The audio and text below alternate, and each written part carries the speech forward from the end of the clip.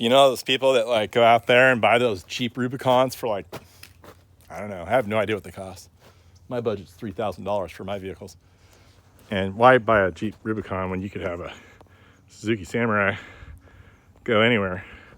Suzuki Samurai, famous saying is, you might be able to go fast, but I can go anywhere. Anyway, you know those people that buy those big old four-wheel drives, you get the big giant tires, they have better traction in the mud, and, you know, all those crazy big adventures they go on, who never really go on those adventures, and just burn rubber on the freeway because they're so inefficient on a highway. I'm not one of those people. I use my four-wheel drive all the time. Look at this place. It's mud everywhere. It's the ranch. I mean, if I don't have four-wheel drive on a vehicle, I pretty much can just count on not coming here all winter. This place gets so muddy, and plus I'm pulling stuff, right? We have an emergency order for these Queen Palms right now. It's January 30th, and you know, I gotta pull. I didn't want to come up the gravel driveway, because I didn't want to get it all nasty with mud and everything. So I came this way, and I almost got stuck over there. Well, I didn't get stuck. I was in two-wheel drive. I made it all the way to here in two-wheel drive, and that was it. This mud is so slick. It's so slick. Anyway, once your tires mud up, it doesn't matter what kind of knobbies you have on them. All that matters is how heavy your vehicle is and how much four-wheel drive you have and how much surface area you have. The more surface area in your tires, the better. The wider the tires, the better. They could have no tread at all on them, and it wouldn't matter here. Because look at the tires. They just get caked. They immediately get caked, and that's it. And then it matters of whether or not you have four-wheel drive. Those are the things that actually matter. So, look, it doesn't matter if you have tread or not on that. So, but yeah, there's a famous saying a guy said to me a long time ago when I was debating when I was younger whether I should get four-wheel drive or not. I didn't really have a place like this where I really needed it all the time. But I've gotten stuck before. When you get stuck, it's horrible, and it can cost a lot of money. And he basically said this, and I've never heard anybody say this again. He said, well, you don't often need four-wheel drive, but when you do need it, you really need it. So that's my motto here. It's a little less gas mileage. It's, it costs more to begin with. But I'm telling you, I'm just going to say it one more time.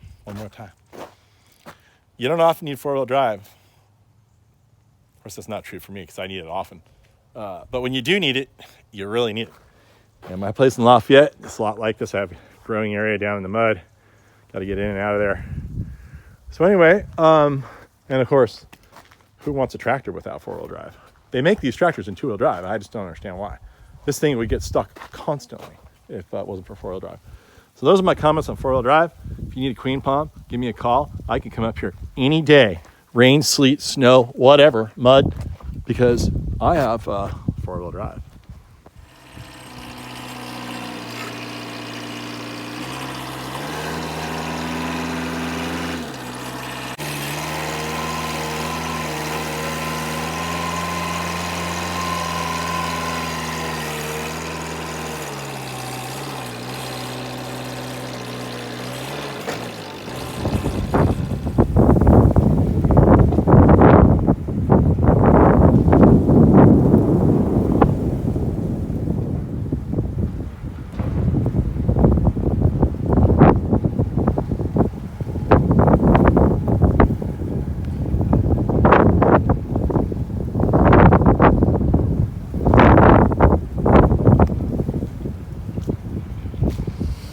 Need I illustrate my point any further? So not only is it rough going to get the plants sometimes where I grow them, in all locations, it's oftentimes rough delivering the plants. I have no idea.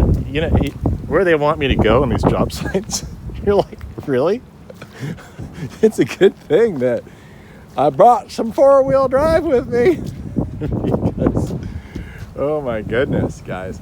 Yeah, so yeah, you just never know what you're getting into, and today it's a sloppy mess. It's the only day they can take the trees, and it's just rained, and this is the condition of the job site. Oh. Oh. Oh. An 18-footer.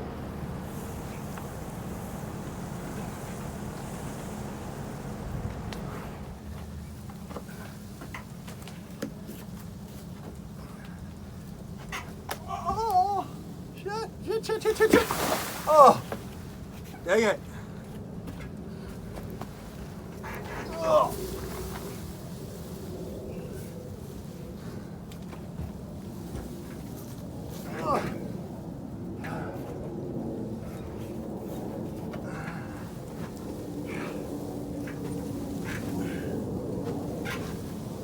Oh. Oh. Oh, you know, there's nobody on the job site. Can you just unload those yourself? Sure, no problem. Oh my gosh. Should have brought the crane truck. I tried to bring the smallest vehicle possible to tread lightly on this beautiful planet of ours, but this was kind of a little much. I don't know many people who could actually do this because I'm barely able to do it.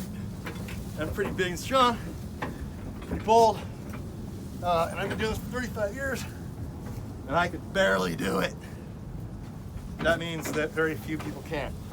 But I'm gonna do it. Here we go. Getting it off inch by inch. Probably weighs 500 pounds, 400 pounds. Come on, lady. Come on, we can do it.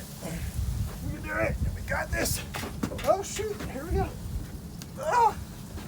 This is like crocodile hunting. Remember we used to wrestle? Ah. Not the most glorious landing, but I landed it. Stand it up. Make it happy.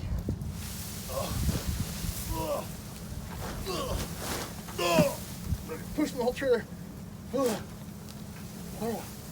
all about leverage, baby. It's all about leverage.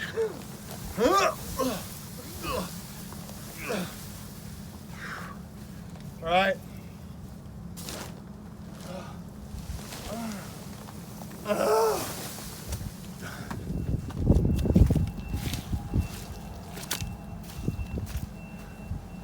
Mission accomplished. Look at that. Beautiful trees. Got them right where they wanted them. And that's it. They don't look big unless I'm standing next to them. Yeah, anyway. So I'm thinking like next time, you know how sometimes you see in your bill there's like an environmental impact fee? What about like a mud delivery fee, you know?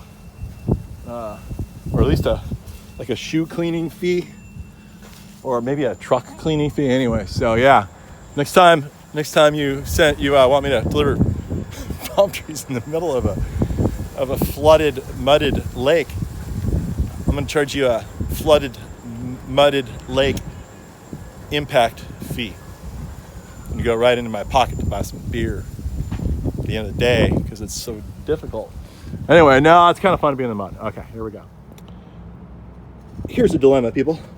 What would you do if you found a homeless lime that was in seemingly perfect condition on a job site where, you know, they're probably using limes, I'm not sure for what, hopefully not their Corona because it's a job site. But what would you do? Would you allow that poor lime to sit there and be run over by a tractor? As you can see, their tracks are passing by and, well, evidenced here. I think that this poor little lime has a soul. It has a soul. It wants to go to a party. It wants to be put into a beer. I'm going to do that tonight at my house in celebration of this job. You know, that way it won't meet the fate that this one met.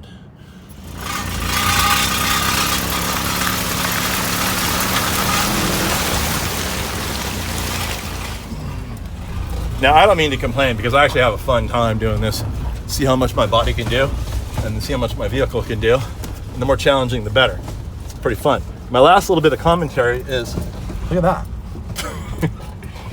I'm wondering right now, that looks like from the 70s.